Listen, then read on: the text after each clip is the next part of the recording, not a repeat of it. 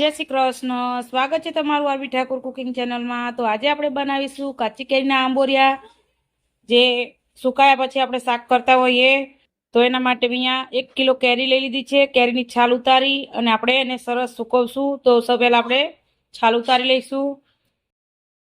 આપણે બધી કેરીની છાલ ઉતારી અને આ રીતના ટુકડા કરી લીધા છે, તમે જોઈ શકો છો। મેં અહીંયા નાના ટુકડા કર્યા છે, તમારે મોટા કરવા હોય તો મોટા પણ કરી શકો। પણ આમાંથી અડધા કેરીના આંબોડિયામાંથી હું આમચૂર પાવડર બનાવવાની છું, એટલા માટે મેં આ રીતના નાના ટુકડા કર્યા છે। હવે આપણે આને સરસ તડકે સૂકવી દઈશું।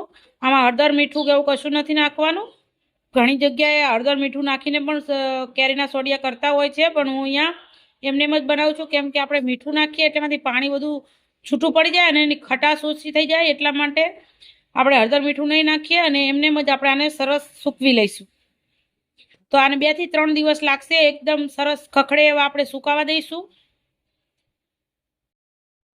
3 દિવસ લગી આપણે આને સરસ તડકે સૂકવી લીધી છે। કેરી કેટલી સરસ થઈ ગઈ છે તમે જોઈ શકો છો। અને આપણે ખાસ ભરીને બનાવી હતી પણ એક થોડીક થઈ ગઈ છે, જોઈ શકો છો। અને એકદમ સરસ આ રીતની ખખડે એવી આપણે સૂકવી લીધી છે।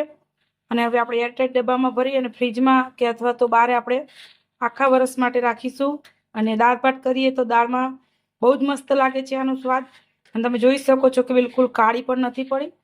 જો આપણે બહુ મોટા ટુકડા કરીએ ને તો કાળા પણ પડી જતા હોય, અને આ રીતે નાના ટુકડા રાખીએ તો કેટલા સરસ સફેદ બન્યા છે, તમે જોઈ શકો છો। તૈયાર છે આપણે કાચી કેરીના આંબોરિયા। આમાંથી તમે આમચૂર પાવડર પણ બનાવી શકો છો, અને આનું અથાણું પણ બહુ મસ્ત બને છે।